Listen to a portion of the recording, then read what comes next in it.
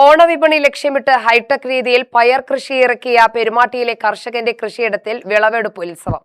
പെരുമാട്ടി അത്തിമണി സ്വദേശി ബാബു പാക്കമാണ് കൃഷിയിലെ പുതുമകൾ പരീക്ഷിച്ച് മികച്ച വിളവ് നേടിയത്. 15 വർഷത്തിലേറെയായി കർഷകനായ ബാബു ഇതുവരെ പ്രധാനമായും നെൽകൃഷിയിലായിരുന്നു ശ്രദ്ധ കേന്ദ്രീകരിച്ചിരുന്നത്. എന്നാൽ മാറിയ കാർഷിക സാഹചര്യങ്ങളും വിപണിയിലെ ആവശ്യകതയും കണക്കിലെടുത്താണ് പച്ചക്കറി കൃഷിയിലേക്കും തിരിഞ്ഞത്. ഇത്തവണ ഓണവിപണി ലക്ഷ്യമിട്ട് 3 തരത്തിലുള്ള പയർ ഇനങ്ങളാണ് കൃഷി ഇറക്കിയത്. ഇതിൽ 2 തരത്തിലുള്ള പയറിന്റെ വിളവെടുപ്പാണ് നടന്നത്. ഏകദേശം 15 ദിവസത്തിനുള്ളിൽ നാടൻ പയറിന്റെയും വിളവെടുപ്പ് ആരംഭിക്കുമെന്ന് ബാബു പറഞ്ഞു. അതുമാതിരി പനങ്ങാട്ടിയിലുള്ള BOPCKന്റെ നമ്മുടെ സുഹൃത്തുക്കളായിട്ടുള്ള കർഷകരുടെയും അഡ്വൈസ് പ്രകാരം ഞാൻ ഈ വർഷം 1 ഏക്കറോളം പച്ചക്കറി കൃഷി ചെയ്യാൻ പുറപ്പെട്ടു. അപ്പോൾ അതിനുള്ള പന്തൽ പണിയും മറ്റു കാര്യങ്ങളെല്ലാം കഴിഞ്ഞു. ആദ്യത്തെ ഒരു തവണ ഇപ്പോൾ പയറാണ് ഇട്ടിരിക്കുന്നത്. അപ്പോൾ പയറിട്ടു. ഇപ്പോൾ അതിൻ്റെ വിളവെടുപ്പ് നടന്നുകൊണ്ടിരിക്കുകയാണ്. ഓണത്തോടനുബന്ധിച്ചുള്ള വിളവാണ്. കുഴപ്പമില്ല. അപ്പോൾ അത്യാവശ്യം കുഴപ്പമില്ലാത്തൊരു വിളവും മറ്റു കാര്യങ്ങളും വിലയും വലിയ കുഴപ്പമില്ല. ഇപ്പോൾ ഏകദേശം കിലോയ്ക്ക് 65 രൂപയോളം ഇപ്പോൾ കിട്ടിക്കൊണ്ടിരിക്കുന്നുണ്ട്. അപ്പോൾ ഇന്നത്തെ മാർക്കറ്റ് റേറ്റ് കുഴപ്പമില്ലാത്ത ലെവലിൽ പോകുന്നുണ്ട്. അപ്പോൾ കൃഷിനെക്കുറിച്ച് കുറച്ച് കൂടുതൽ പഠിച്ചുകൊണ്ട് വരുന്നുണ്ട്. അപ്പോൾ അതോടൊപ്പം തന്നെ കൃഷിഭവൻ എന്നുള്ള സതീഷ് സാറ് കൃഷി ഓഫീസർ ബാക്കിയുള്ളവരുടെ സപ്പോർട്ടുകളും മറ്റു കാര്യങ്ങളും വളരെ നല്ല രീതിയിലുണ്ടായിരുന്നു.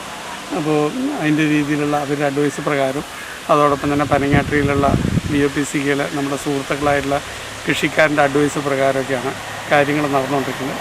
ഇപ്പോൾ വിളവെടുത്ത് തുടങ്ങി 2-3 തവണയാണ് ഇപ്പോൾ വിളവെടുക്കുന്നത്.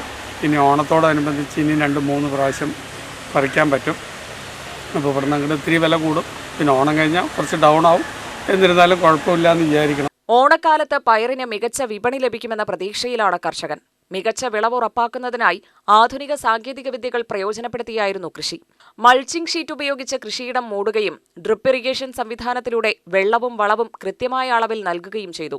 ജലത്തിന്റെ ഉപയോഗം കുറയ്ക്കുന്നതിനൊപ്പം ചെടികളുടെ വളർച്ചയ്ക്കും ഇത് സഹായകരമായതായി ബാബു പറയുന്നു. ഇതിപ്പോൾ നമ്മളിവിടെ കൃഷി ചെയ്തിരിക്കുന്നത് ഹൈടെക് രീതിയിലുള്ള ഡ്രിപ്പ് ഇറിഗേഷൻ വഴിയാണ്.